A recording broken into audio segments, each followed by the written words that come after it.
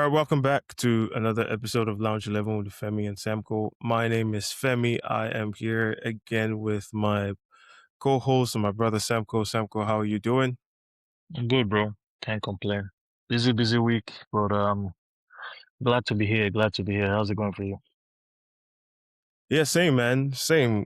We have a short week, quite abbreviated week, but we'll tell our listeners more about that later. But what that means for me is that I have to try and get as much done in a short amount of time. So, Yeah, yeah, very, very busy for sure, but excited nonetheless. yeah, Um, I think we have a short agenda this week, so we'll maybe just jump right into it. yeah. There's not a lot that is going on besides the story at the top of the league and the story at the bottom, right? The title race and the relegation. So we'll start with the title race. Arsenal, we played just a day or so after Man City had beat Brentford, so London didn't come through for us, but Not at we had to all. do it ourselves. We had to do it ourselves.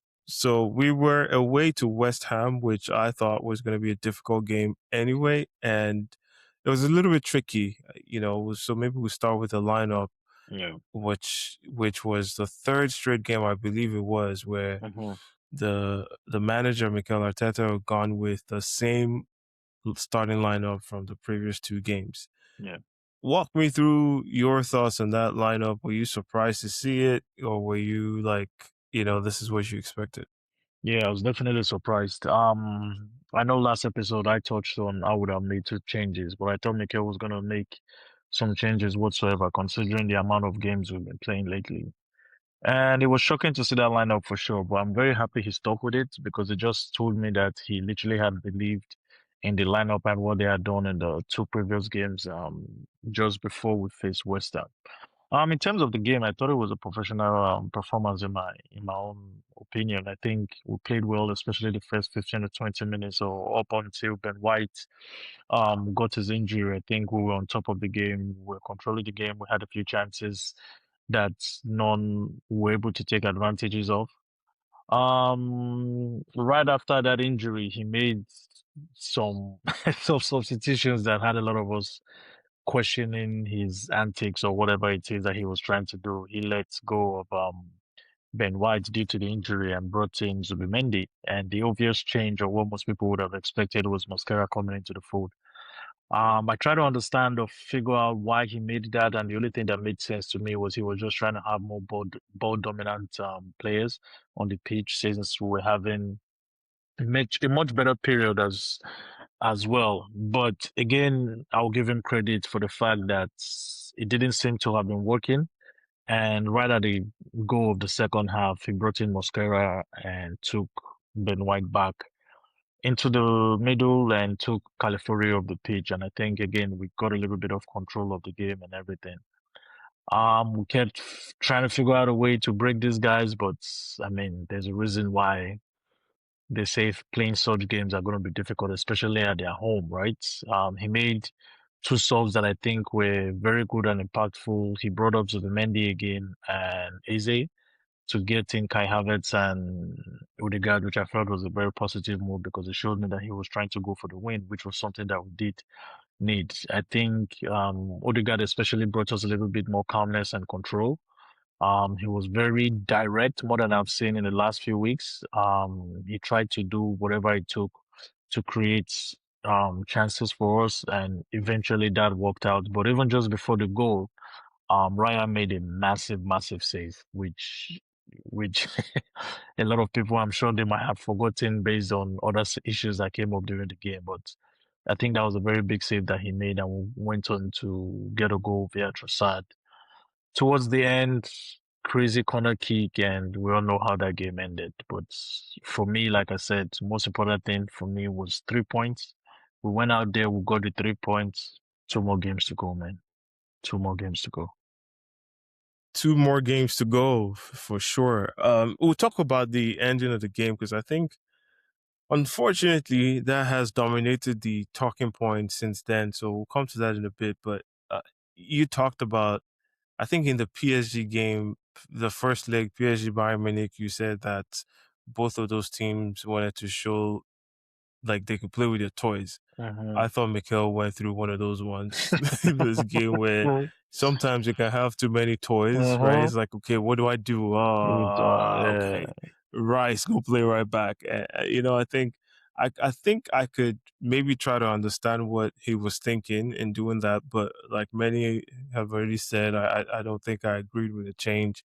Yeah. And credit to him, he was able to fix it, rectify it right after the break, and we saw Mascara come back and give us a little bit of balance. I thought that game could have been a little bit more comfortable. We had Uh-huh. some chances early on. Calafiori maybe should have been more, made better decisions in that position that it was in, but we didn't do that. And then we had a series of or a sequence where there was a few set pieces or corner kicks or something like that, and it just seemed like at least one of them should have gone in. It didn't, Yeah.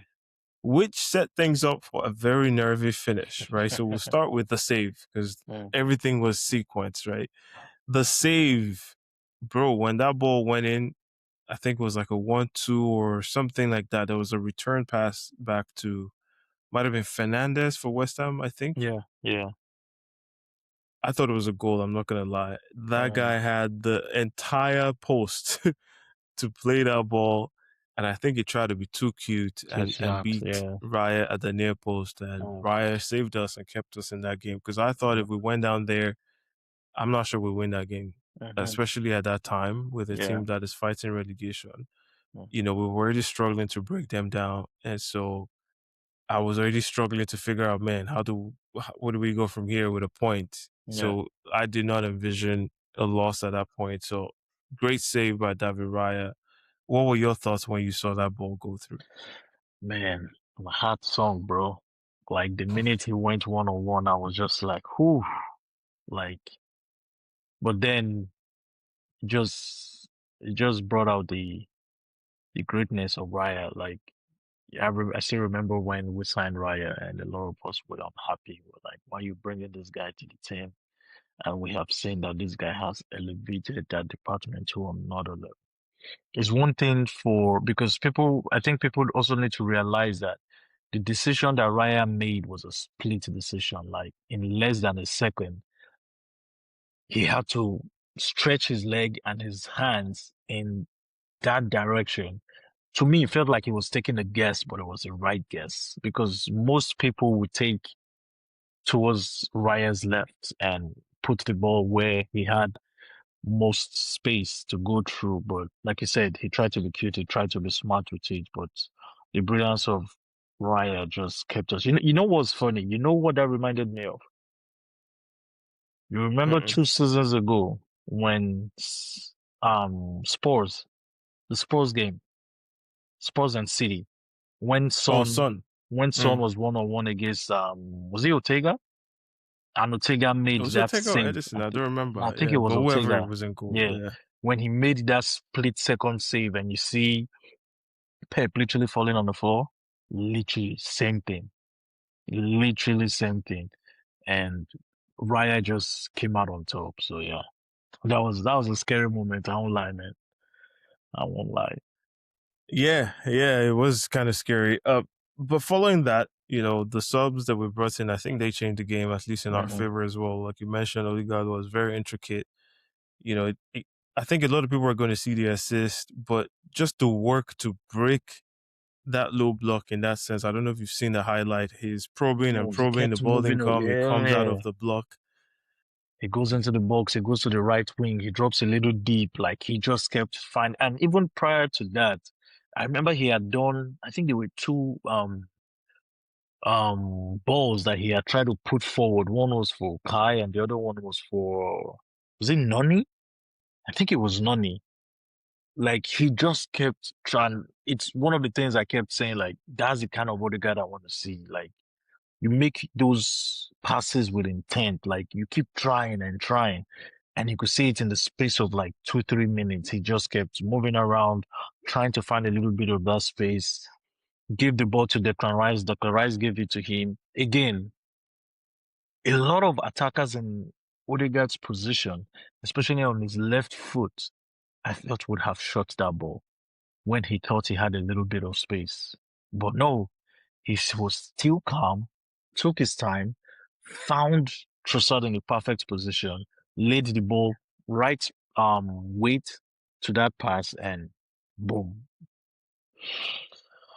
Again, we've called for our big players to come up in the big moments. We've called for our attackers to come up in the big moments because we've realized been so um we've been so dependent on the defense and everything, and we've been asking for our attackers to come out and get the job done for us. And I think in the last few weeks they have, like the likes of Saka, Gyökeres, Odegaard, including Trossard.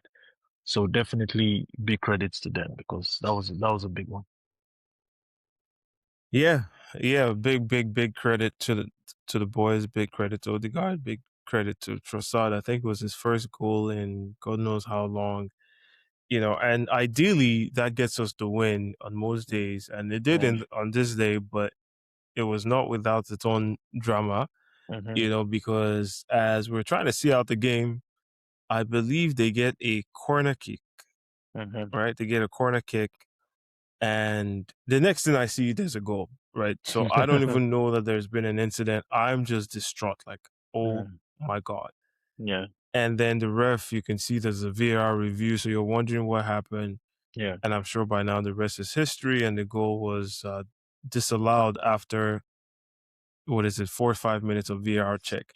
Yeah. I think what's interesting to me, obviously, we're happy that we get away with a win, and the VAR, in my mind, got it absolutely correctly in this case. But what's interesting is, following that, I've been seeing a lot of talk online, even up until today. There's still a lot of discussions that have been happening about that call.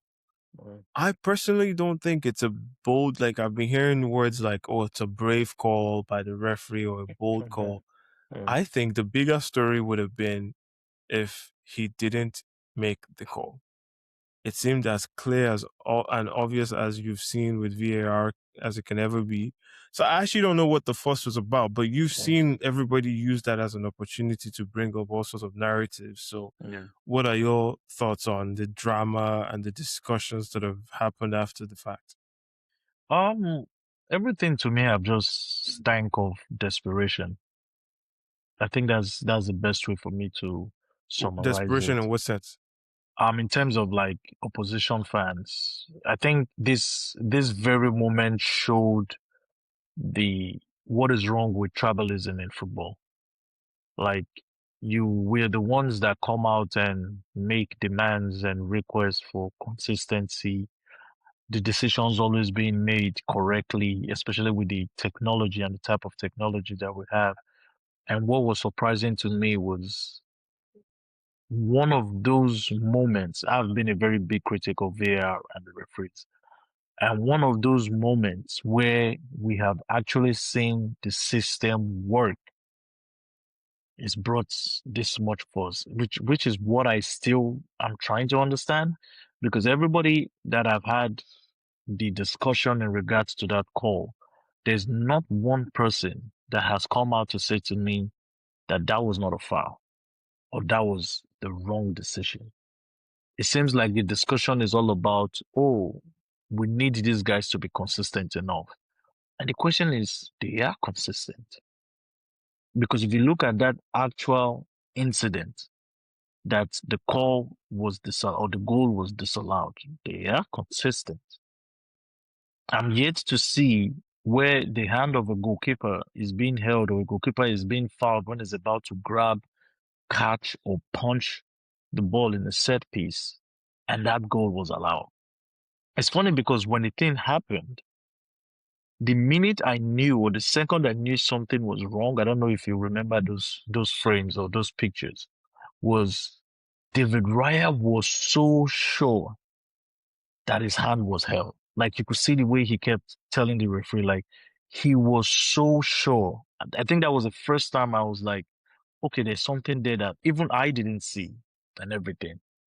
The second thing about it was the referee gave the goal. It's not like he didn't give the goal. He gave the goal.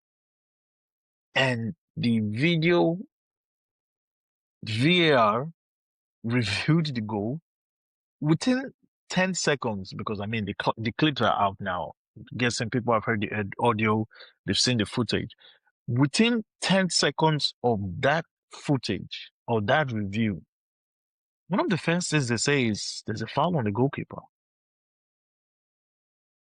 So in terms of the force, I'm still trying to understand it. There's nobody that has given me anything. People talking about consistency, like, oh, Arsenal score goals like this all the time.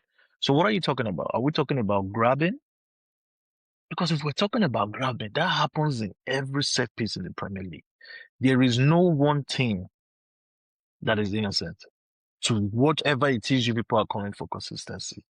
But it's one thing for you to call for consistency, but it's another thing for you to call for something that was correctly done. You're requesting for consistency in what? Making a wrong decision? We already destroyed this VAR, this technology, and these referees for how they get decisions and everything wrong. So that's why I said it smelled or it stank of just desperation, because the people who came out and making this, oh, where's the inconsistency? That is not a goal. You have to cancel it. We know the reason why you felt that way. You all wanted to see the only thing you wanted to see. Oh, look at the foul between Trossard and Declan Rice. How is it none of you called about the foul on Kai Havertz in that same very play? How come none of you called about the headlock that Odegaard was in that very same play? Why? Because you chose to not see it. Because your focus was, oh, Arsenal had conceded a goal. And you knew what's the word I'm looking for? Implications You know or what ramifications exactly, you of know what that. Yeah. of that result would be. And that is why you all feel this way. We as an Arsenal fan, I know decisions that have gone against us. And I remember when we used to come out and complain. And if there was one thing that was always consistent from these same opposition fans, where we always cry about the referee. We always cry, get on with it. Oh, it goes for you and it goes for others. In the last 3, 4 days, all I've seen is you guys cry about the same referee that you've told us that we've cried about. So what exactly are we looking for? Are we looking for consistency to suit a narrative? Are we looking for consistency for the right decisions to be made? I guess people can make their decisions for themselves. I think this is where I jump in. Oh yeah, definitely. I know you have much more to say than me, so No, the probably not floor is much more yours. actually, because it's been a few days since then. So I've kind of Yeah. just listened with intent and taken everybody's opinion in, and it's been fun to watch. But I think one thing that people have struggled to Mm-hmm. hide is their biases.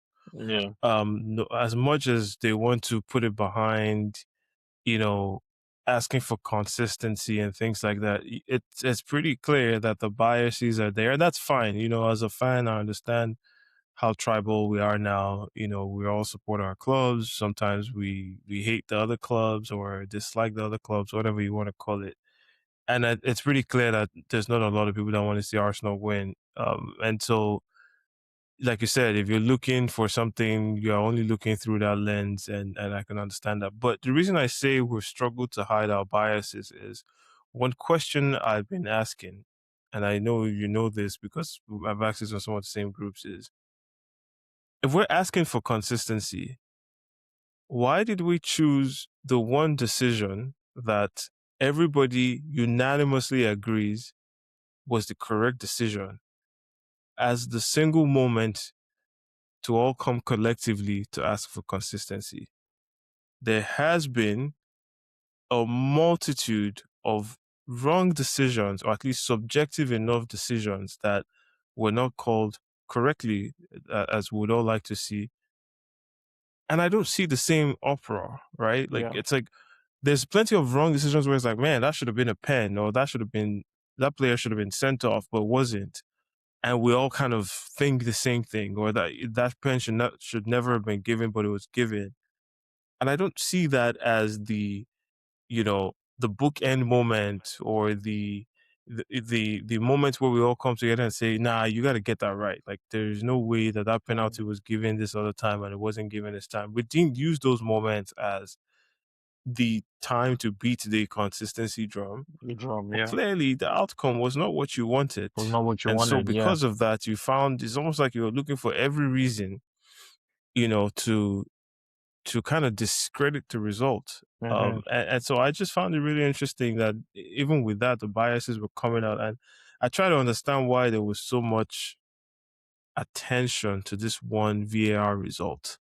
It Right, was the strictly game the that happened the next implications. day, there was another VAR incident, and we haven't heard I would say much I about haven't it. heard as much, exactly, yeah. Right, It's and so funny. the It's really when I funny. asked the question, one of the things I got back was, oh, because of the implications of it. Right, there's a title race on the line, and then there's a relegation on the line. Well, that is, for with all due respect, BS. The title is not going to be won on match day 36. No. It is won as accumulation of everything you have done up until match day 26. Yeah. West Ham are not going down Because of because that a call. correct decision was done on match day, 36. 36. If West Ham goes down, it will be because they have been poor over the course of 6-7 months, or however long the season has been on for. So much so that they've changed their manager, once or twice this season? So, like, we I don't understand, like, the implications, title implications, and relegation implications.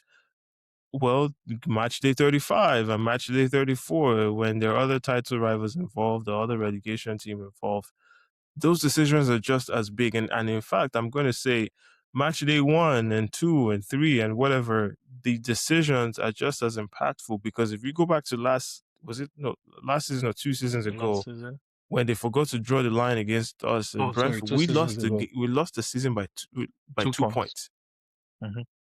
I 2 didn't get points. this. I didn't get this outcry. So I just thought it was disingenuous. Like I said, it's been really interesting to watch. And a good way to contrast that is we had another VAR decision that, to a large extent, was just as impactful the next day, and I haven't heard much about anyone talking about it. And you keep hearing things like, oh, it took too long, it was clear and obvious, it wouldn't have taken too long. That is, I don't know, that's just rubbish. Because I think the only reason it took too long, they were pretty decisive, and we've all heard the transcript after the fact. They were quite decisive that the foul on Raya was a foul. That part was immediately decisive. Yeah. Everything else that they were reviewing were there secondary fouls, were there fouls leading up to that event, and clearly the refs were happy with that, and we moved on. So I think it's been much ado about nothing. I don't subscribe to the thinking that the referee was brave or bold to give that call. Like, you did your job, man, and good on the referees. Were very hard on them at times. They did their job this time around, along with the VARs. I don't think it was that big or bold of a decision, especially if unanimously we're all thinking it's the same outcome. Just do your job. That's what we're Yeah, it asking for. is. And it's funny because when I saw that clip and the audio, the footage of the VAR review, in my opinion, I felt the assistant referees were looking for a reason for the goal to stand. To stand or to not stand? To stand. The goal to stand. Okay. Because if Oh, you yeah, yeah. Okay, I remember, see what you mean. if you remember in the clip, she said when he confirmed the foul on Raya, he said there are other things that are going on that I'm not happy with. So even when he called the referee for the review, he told him, I'm going to show you that of the foul on Raya, and I'm going to show you other incidents that happened within that time frame for you to make the decision. And again, if there's one thing that VAR was brought into this league for, was to correct clear and obvious errors. This was clear and obvious because the ref gave the goal. The reviewer found there was a foul on the goalkeeper. tells the ref and tell him, you go review because there's something you have clearly missed for you to now make your decision. This is what we have requested from the referees and VAR. The one moment we get it, what is that the hill we all want to die on in terms of the outcry for consistency? I think we're all I don't smart know. to I know don't know. why. I don't know. I will say this though. I'm looking forward to the cleansing that we all would like to see. You know what I'm saying? If we want to take these things out of the game, the grabbing, the holding, I would be the first person in full I'm fine with support of it. it. Yeah, I'm very I will fine be with the it. first person in full support. Let's Hopefully take you it all out. are ready for the repercussions. No grabbing, no holding, Mm-hmm. because like I said, it's becoming a mess. We all agree. So Yeah. take it out of the game. No one's allowed to grab, no one's allowed to hold, no one's allowed to do any of those jostling stuff. Yeah, sign me up. I'll take it. Just Yes. can't be selective as to when you rather apply one versus the other. So at the end of the day, 3 points to the Gunners. Like I said, definitely created some cushion. You know, we took advantage of City dropping points earlier in the week against Everton, and that's what we'd like to see. So we'll move on. Two more games, like you said. Let's touch on the Leeds game, the Leeds Mm. Spurs. That was one game Mm. that I thought that Spurs were actually going to win, and they did not. So it looks like when you're even trying to give them freebies, they can't Bro, take the freebies. in You one know, moment, so this I'd was a say game Spurs that is I'm going gonna to win. call the Mateus Television. Mateus Television. Tell, give it, and tell, take it away. Ticket, yep. Yeah. So, but yeah, thoughts on the game. There was another big VAR incident, but we'll start with Mm. the result and the performance. Again, in terms of performance, I really don't think Spurs played well. I don't think they played well in terms of the performance, but that is not of importance because the result was of importance, especially for the fact that West Ham had lost the day before. Spurs have not been great at home, and Leeds have been good lately. This was a game I was definitely going to call as a draw, but based on their last two, they picked up 6 points in their last two games. I said to myself, you know what? Now they are home. I think they are going to be able to grab something and go for 3 points. But when the game ended 1-1, was I surprised? Not at all was I surprised. And now they found themselves in a real relegation battle now because it's just between themselves and West Ham. So I think Leeds deserved to get something. Let's not forget there was a massive save from Kingsley at the dying Oh, moments of the yeah, yeah, game. yeah, yeah, yeah. Yeah, it was very, very good. I think he made one or two, but I remember one very well in the dying moment of the game. And then there was a penalty shot as well for Spurs. And yeah, so good battle. Let's talk about the penalty shout actually, because Yeah, on the first look, I'm gonna admit I thought it was a pen. penalty. On the Yeah. very first look, I'm like, oh, that's that wasn't very smart actually. If you think about it, on the defender's part, the Leeds Yeah, that defender, was you shouldn't risky. be reaching it. It Yeah, was very risky. very So I risky. thought it should have been given, and I thought it would have been given. But then you see the replays, and it's like the faintest of touch, the Touch. Yeah. slightest of touch that appears to be there by the Leeds defender that got him out of jail there. But even that seems like it's been a contentious discussion, at least from the group chats that we're in. People were talking Mm. about the fact that, it was barely reviewed. They didn't call the referee to the screen, and suggesting some sort of maybe bias against Spurs. I'm Mhm. not sure why there'll be bias against Spurs, but walk me through how you saw that, incident and why you think it wasn't overturned. Literally was the same as you. The first time I saw it, I thought, oh, that was a penalty. But if you remember, the referee didn't even flinch. He literally just waved it off, right? And then the replay comes out, and this is even before the VAR replay. The replay comes out, and I was like, oh, there's a touch. And immediately I said, that's not a penalty. And the reason I went with that was because it reminded me of the Pope and Eucharist incident when the ref gave a penalty but the penalty was cancelled because they said he got a touch. So when you get, as long as the player gets a touch, even if the player is fouled, it was not a penalty. So that precedence and those standards have already been set prior to this game. And that was the angle I went through. When some people said, oh, the decision was taken very quickly. Why didn't he go review it at the screen? And my response to that was, because it's not clear and obvious. Again, these are the rules, these are the standards that have been set prior to this. If the referee waves no penalty on the field, the VAR reviews it and says, oh, there's a touch there. Ask yourself, what is clear and obvious in terms of error that activates the referee to go to the screen to go review it? The referee's decision has already been backed by the reviewers. So there's nothing for him to go to the screen and review again, because to them there's not clear and obvious. In terms of that of Pope and Gyökeres, the referee gave the penalty. The reviewers came out and said, oh, there was a touch on the ball. You've made a clear and obvious error. We're going to need you to go to the screen to review, which he did. And when he did go to this, he cancelled the penalty. Bring the one of yesterday, same situation, clear and obvious error.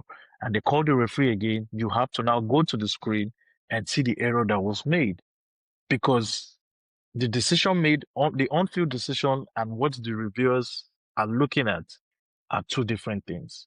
So that's why it's clear and obvious and they go to the screen. But that of Spurs, it wasn't clear and obvious, because the review tells me that they agree with the on-field decision. So there's nothing to tell this referee to go to the screen for. And that was how I saw it. There've been all kinds of clips coming up, slow motions from different angles. And I have said, like, I still don't see okay, let me not say I still don't see the argument. I can see where they are coming from in terms of, oh, that was a foul. But based on the rules and the standards that had been set, again, like I said, this same thing has happened to my team.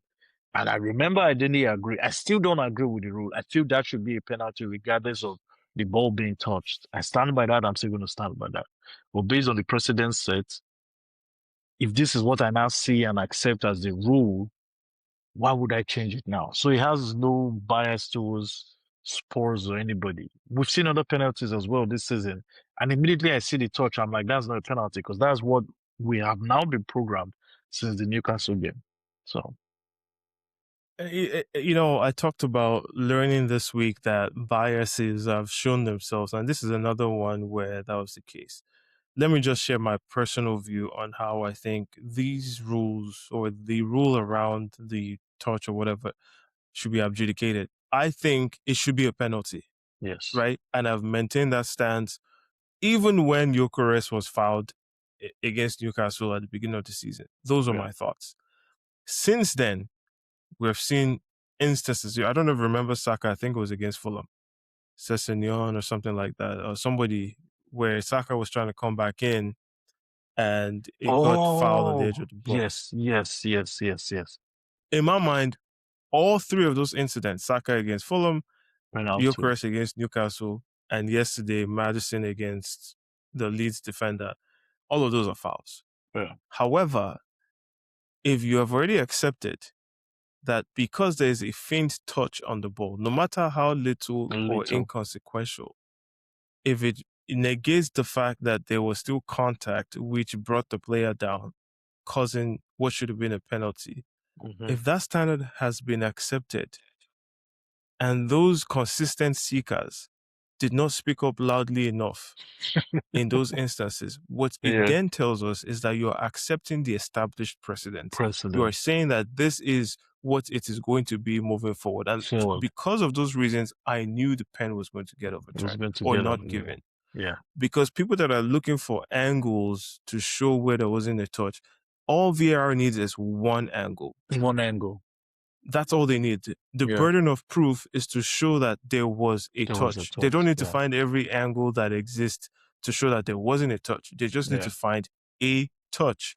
As soon as a touch is found, given the precedents we just established, game on. There is no penalty. It's not my view. It's not what I would like to see. But that is what has been established already, that even the slightest touch, lets the defender escape.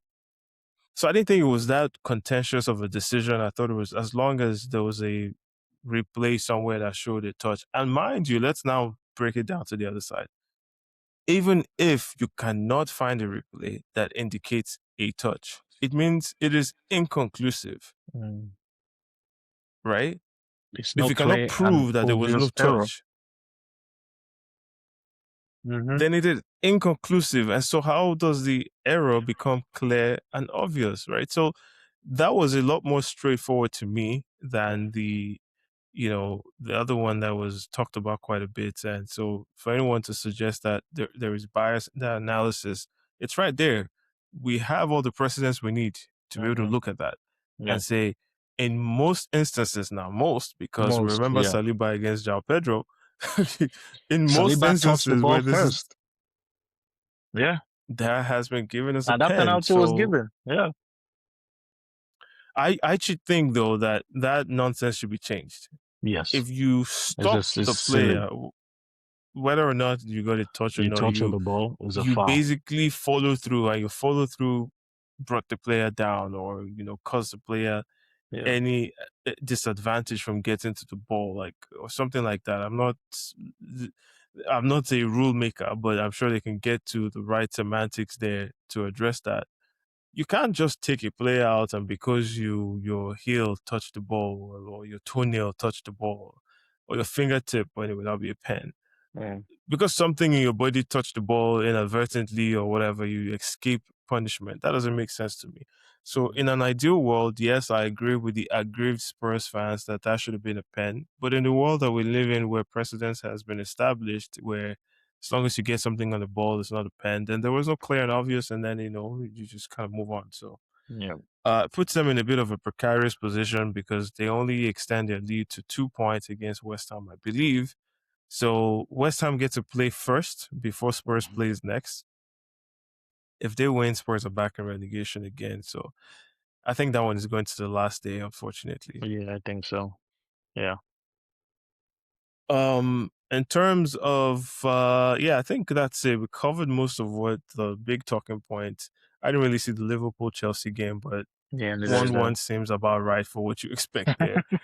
so, so Mm. nothing.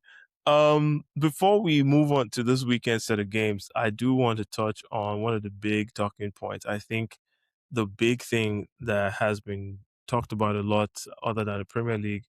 Congrats to Barcelona. Congrats to Rashford, Mm. who won his first league title with Barcelona this week. They did that by just being dominant in that league against Yeah. Real Madrid.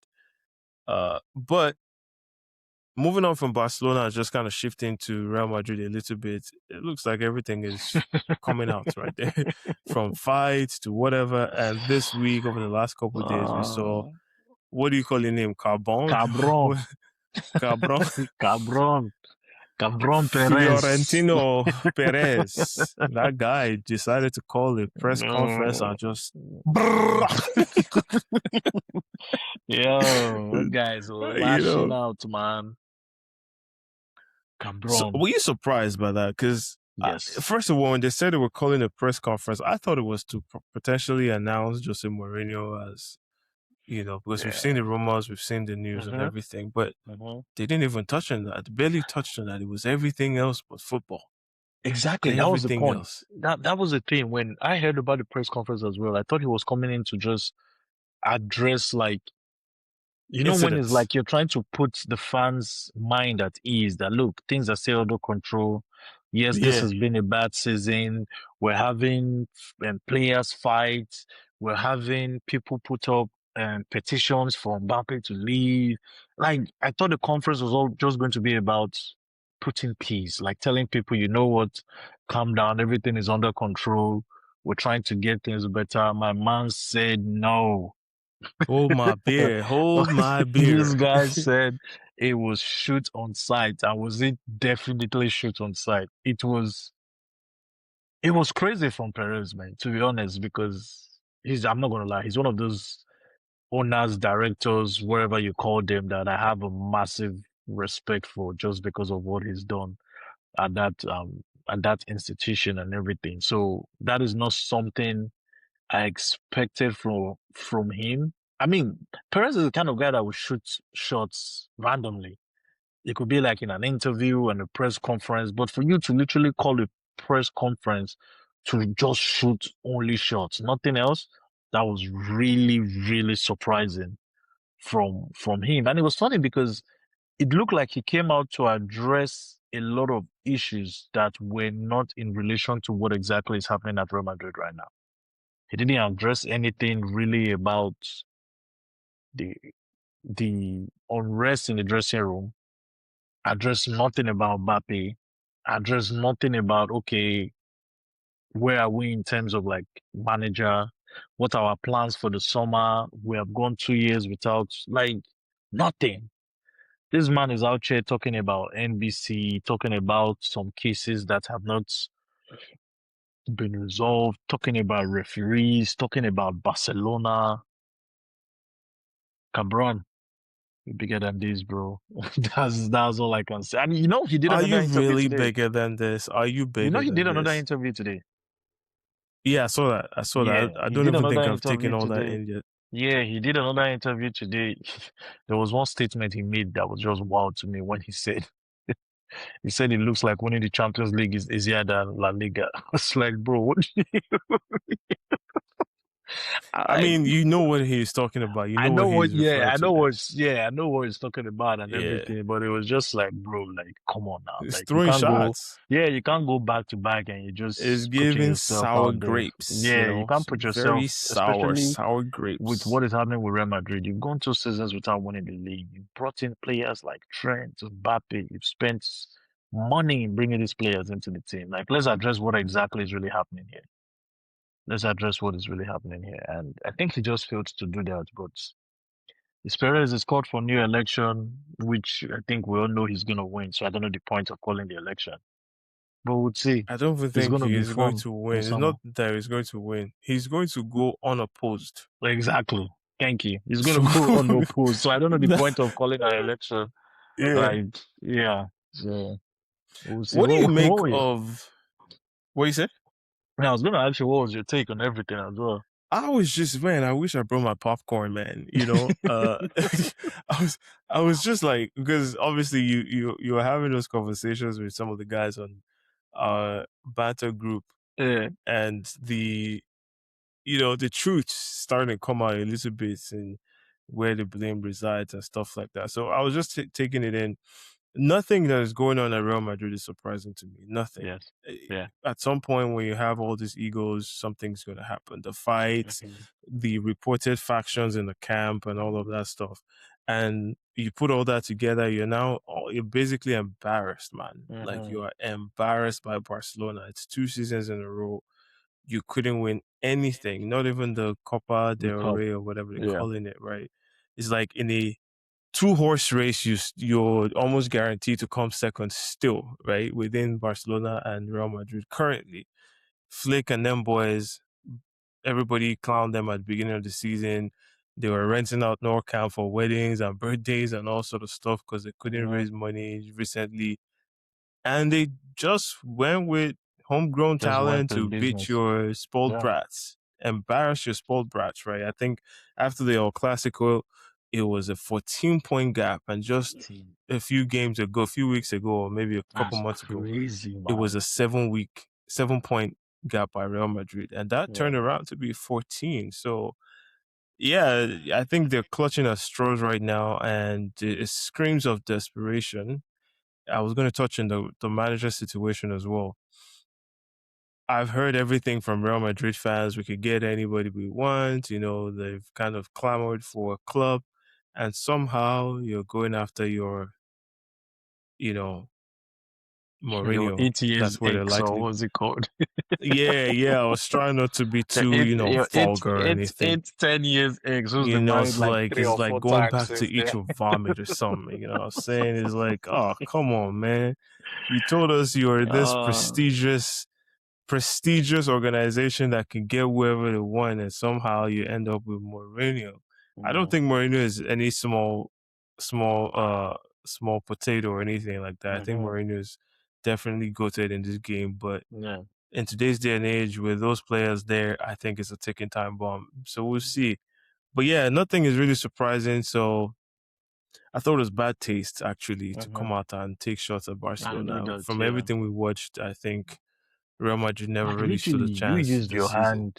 You literally used your hand in turning this season upside down. Like, I mean, Yeah, you know my takes since they sacked Xabi Alonso and Xavi, stuff. Yeah, like you did this with your hands. Like you did that literally. to yourself. You Yeah, you did did that it to to yourself. yourself. And I think I don't know if he's kind of someone that will come out and say, "Oh, that was a mistake on my part." No, But I'm sure deep down he knows that was a mistake on his part because if you're letting go of a manager like Alonso, because you have to, I think people also have to look at the grand scheme of things, like where football is right now, right? In terms of those managers. Xabi Alonso was one of those upcoming managers that a lot of people are saying, this guy is good. He has something. You already have this guy. He was a legend for your club. He played and represented your club very well. You brought him in. When you look at the results, they were good. This guy had a 70 something% win ratio for you, and you let him go off what? in What 6 months, exactly? bro. Less Literally than in six 6 months. months. Yeah, less than 6 months Yeah, with 70 something%. So that tells me that the reason he was let go, in my opinion, was not footballing reasons. It can't be footballing reasons if you have a it win could rate not of have been. yeah, Yeah, with 70 something%. So it was something totally different. And now you found yourself in a situation where you hire another legend as an interim manager. Now you are looking for a manager that will take this club again forward. You go all the way to Jose Mourinho? Like Jose Mourinho. The question I it's would gonna just be a ask is, fun season like, next year. You know, do you think Jose Mourinho closes that gap?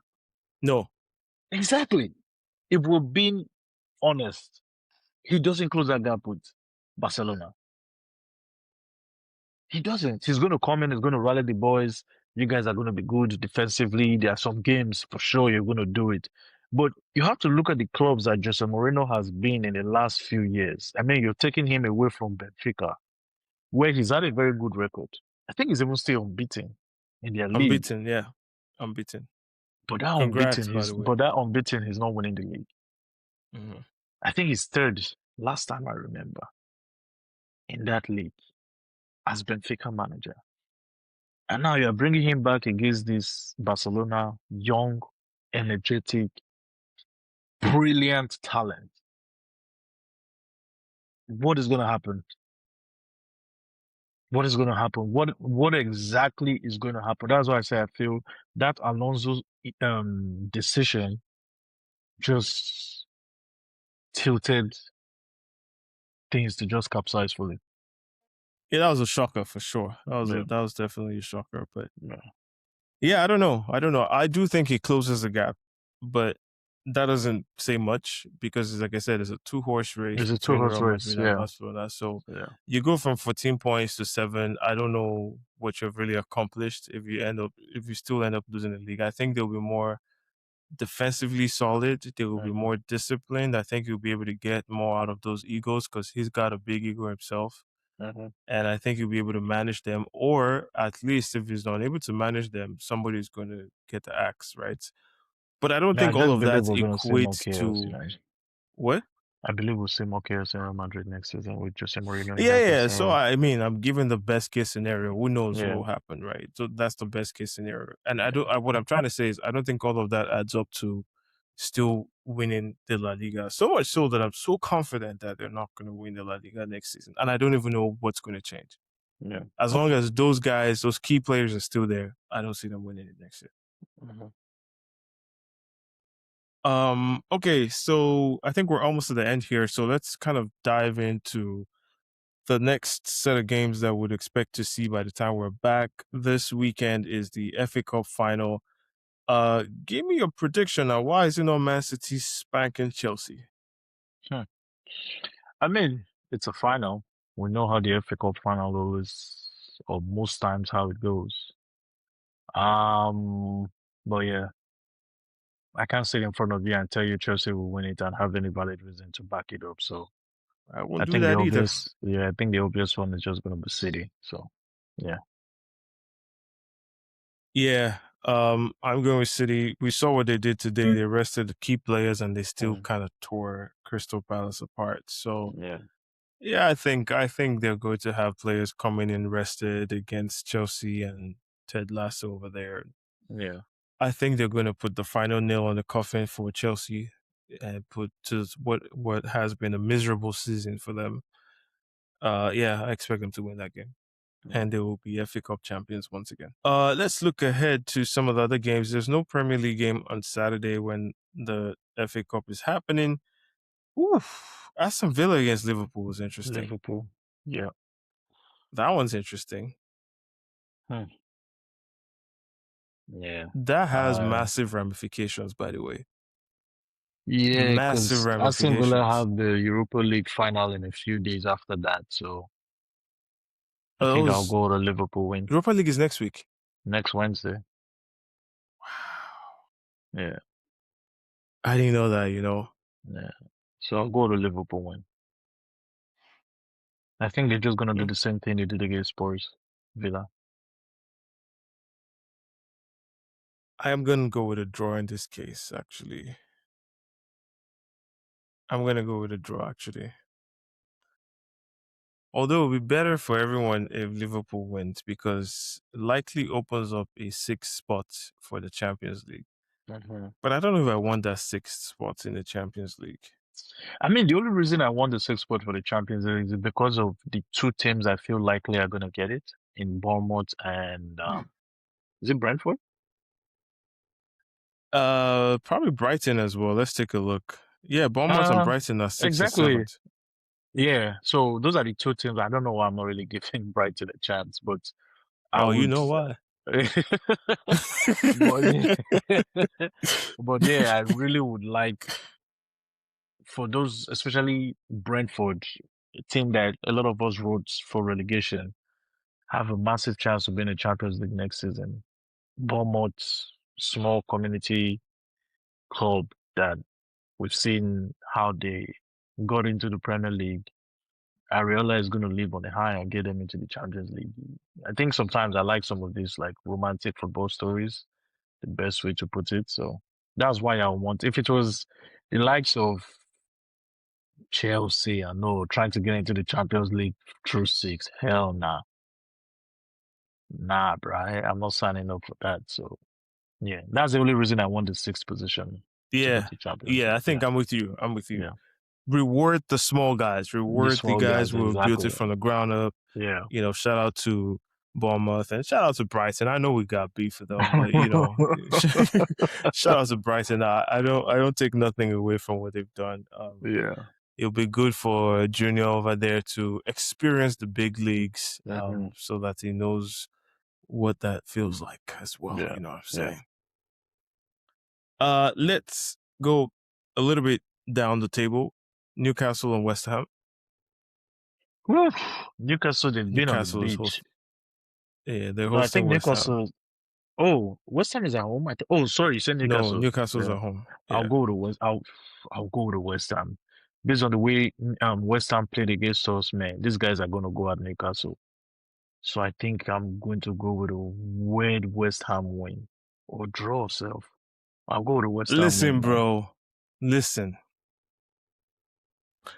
Last week I said that we're not going to get the treble. I think I still believe that. So, guys back But in the I want trouble. things to get really interesting. You know what I'm saying? Yes. Yeah. I want things to, the same way some people want things to get interesting for us. Interesting. Let it get interesting Let's for let it get everybody. interesting for everybody. Let's take all Exactly. this journey, everything. Let's take it to the Let's take final it to the day. last day. Okay? Well, Okay. You want some drama? I want some I drama want too. some Let's all be drama too. dramatic. Let's be dramatic. Yeah. So I'm gonna go with a West Ham win Added boy. away to Newcastle. I'm a Newcastle guy, as you guys know. Spent Yeah. quite a bit of time there. It feels like my second team away from home in England, Added but boy. Let's go. I will submit them. I will Like Pep sacrifice said, them for the good of you the go game. Ions. So come on, you West Hamers or whatever you guys call yourselves. Let's We're go gonna be Irons, doing man. Even if shit. Oh yeah, I'm not a Irons. Yeah, yeah, yeah. yeah, even if I'm Exactly. not a Come on, big you fan Irons. of them, but come on, let's go. Let's take this to the last day.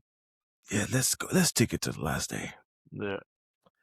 Arsenal Burnley. I don't want it to go to the last day. I'm not gonna lie to you. I mean, uh, Arsenal Burnley. Yeah. Looking forward to that one. Um, looking forward to that one.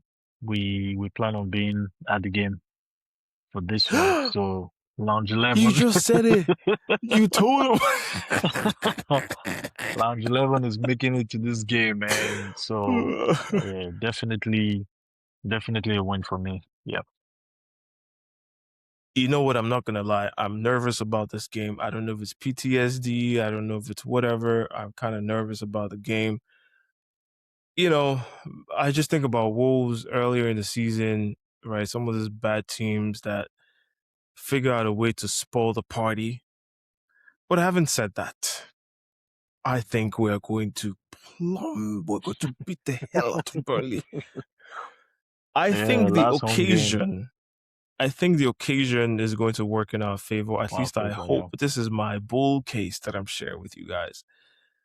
The last home game of the season, I have it on good authority that we're planning some really exciting stuff leading up to the game, not just Lounge 11, but the Yeah. organization, Arsenal Football Club. We're going to make it really uncomfortable for Burnley.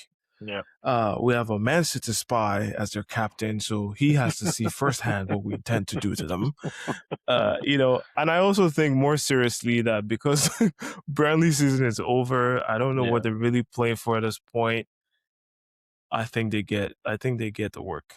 Yeah. I think we'll be Burnley at home at the Yeah. Emirates on Monday. Fingers crossed. All right. The other game that is important in the championship race is Bournemouth hosting City. This is the one where a lot of people have said City drop points. Do you agree? Yeah. There were two games. There were two games when it was when it was like a 5 game left from both teams. 5 games. Everton and Bournemouth were both games that I said if there are any games I see them dropping points, it would be those two. It would be those two games. Last home game for Bournemouth, Areola's last game. Again, they're fighting for something. They're fighting for Champions League. It's going to be interesting to see the lineup he puts out, especially after the FA Cup final. Looking forward to that game, especially when we beat Burnley. I would be looking forward to that game. Yeah. I'm not gonna hide it. I'm Okay, going so for a let's draw just for that one. declare. Let's just declare. Oh, oh, okay. Thanks for your contributions to this discussion. Yeah, I'm going for a draw. I, Femi of Lounge 11, I am gonna be a Bournemouth fan on Tuesday, May the 19th. And when I'm a fan of a club, I don't settle for draws. I am going to be going for a 2-0. Whoa. 2 I mean, it's possible, 0. man. These guys have been Uh, playing very well, so I ain't gonna okay, knock yours. I don't think 2-0 is realistic, to be fair. I don't care. 0.5, 1-0, whatever it takes. I want them to lose that game. I don't want to draw. I want them to lose that game. Yeah. So I'm going to go with Bournemouth to win Okay. against Manchester City. Yeah, go with a Deliver the draw. punch. And the final game of before we're back here recording is going to be Chelsea hosting Spurs. Mhm. Relegation battle versus mid-table, whatever you want to call it. Mhm. Now, let me just kind of set the stage. Chelsea, they always beat Spurs at the Mhm. Blue Emirates. But something is different about this particular game. It's Mhm. not same old Chelsea, and this is a Spurs that they're fighting for their lives. So how does that shape your prediction? Um, I mean, since we're already going to be in London, I'll be looking forward to using my access keys back into the Blue Emirates. Oh, you want to go for the game? I really want to go for the game. I think I really want to be there in person and just, like you said, let's make it dramatic, man. Let's take it to the last day. Chelsea, just do what it do. Get your first win for like how Come long now? on. Since March or something? Come on. Like, let's make it exciting. You guys, yeah, I mean, I'm sure you guys want what most people want. Like, do it for London. Let's take it to the last day. So I'll go to Chelsea win. Think it'll be 1-0 Chelsea. Listen, and with that, so I'm not even gonna. I have nothing to share. I think coming off an FA Cup loss, I think they would want to kind of fight for some pride to end the season.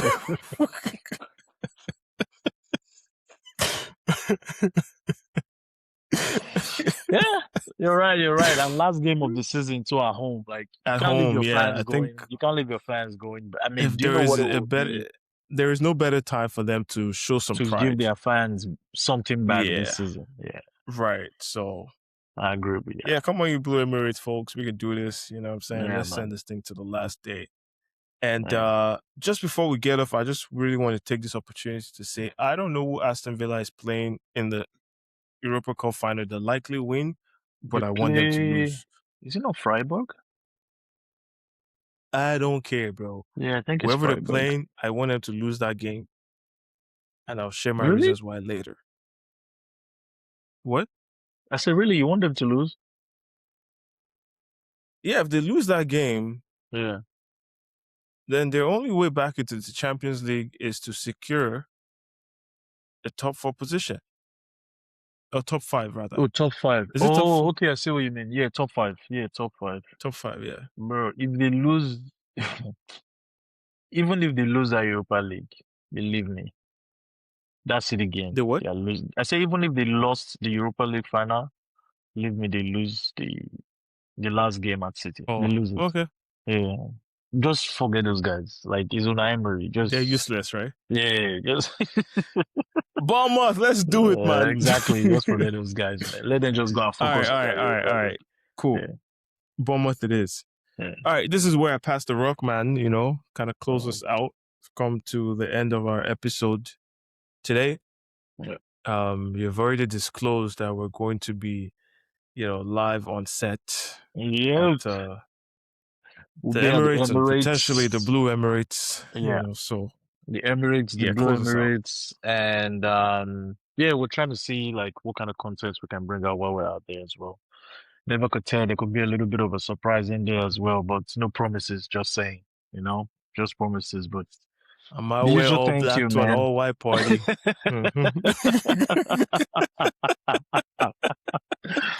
Well, yeah, man. Thanks, guys. I appreciate the love. Like, subscribe, and see you guys same place, same time next week.